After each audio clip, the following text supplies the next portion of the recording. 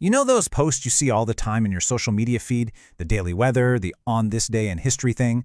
They seem pretty simple, right? But what if we actually took one apart to see how it's built? Well, that's exactly what we're going to do. We're going to deconstruct a single post from Hastings, Minnesota for January 17th and really dig into the blueprint behind your daily dose of info. Okay, so it all kicks off with a feeling. This one line from the post just immediately puts you right there, in that specific time and place. You can practically feel the cold, right? Maybe even picture the Mississippi River. See, this isn't just data. It's more like an invitation into the day. All right, so let's jump into the most immediate part of the post, the weather. I mean, this is the practical need-to-know stuff, right? It's what affects everyone's day, from what you're going to wear to how you're going to drive to work. So the basic numbers here tell a really clear story. We've got a high of only 13 degrees Fahrenheit and a low of just 1 degree above zero. That's cold. I mean, officially undeniably cold. But believe it or not, that's not even the full picture. And here it is. This is the number that really matters. -4 degrees Fahrenheit. That's the wind chill. That's what it actually feels like on your skin when that wind hits you. This is the number that makes you go, oh, okay, yeah, I'm putting on that extra layer. It's the difference between just being cold and being dangerously cold.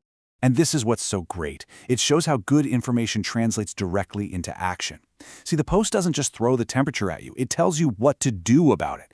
And look how specific the advice is. Block that northwest wind, watch out for slick spots. This is data that's actually useful. And then, to top it all off, you get a little bit of local flavor. A simple joke, right?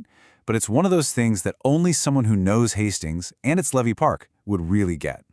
It just adds this great touch of personality and, a sense of shared community to what would otherwise be a pretty straightforward weather report.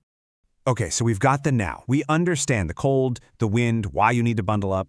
But a really good daily post, it does more than that. It connects this present moment to the past. So, what else makes this particular Saturday unique beyond just the chilly weather?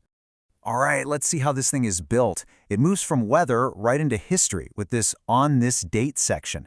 And it's basically like a mini time capsule, right? It links the single day in Hastings to all these events that happened, sometimes long ago and far, far away. I mean, just look at the range here. We're jumping from the 1700s to the early 1900s, covering a founding father, a cartoon character, and even a local gangster event. It's such a cool, carefully chosen slice of history, and it's all tied together by this one date, January 17th. So first up, we go way back to 1706. Benjamin Franklin is born.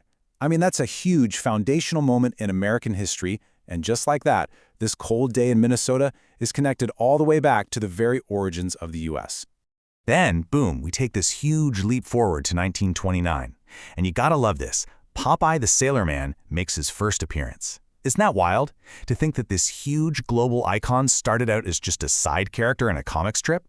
It's a pretty great reminder that, huge cultural things can come from really small beginnings. And then, to wrap it up, they bring it right back home to Minnesota, 1934, a story from the Twin Cities' own infamous gangster era. And this is what's so cool. It connects the day not just to big national history, but to Minnesota's very specific and kind of notorious past. It makes history feel so much more real, like it happened just down the road. So let's just step back for a second. We have a frigid day, a founding father, a famous sailor, and a gangster kidnapping. What do all these things have in common? They seem totally random, don't they? But they're not. And to figure out why they're all in the same post, you have to look at how it was all put together in the first place. And that's where the blueprint comes in. This is where we get to peek behind the curtain and see how a post like this is actually built. It's not just a random collection of facts. Nope, it is a very deliberate process of gathering and presenting information. Okay, and this slide right here, this is the key to the whole thing. Seriously, just look at it. Every single fact is traced back to a credible, reliable source. The forecast, straight from the National Weather Service. That gangster story, from the Minnesota Historical Society. And the details on Ben Franklin and Popeye, both from the Library of Congress.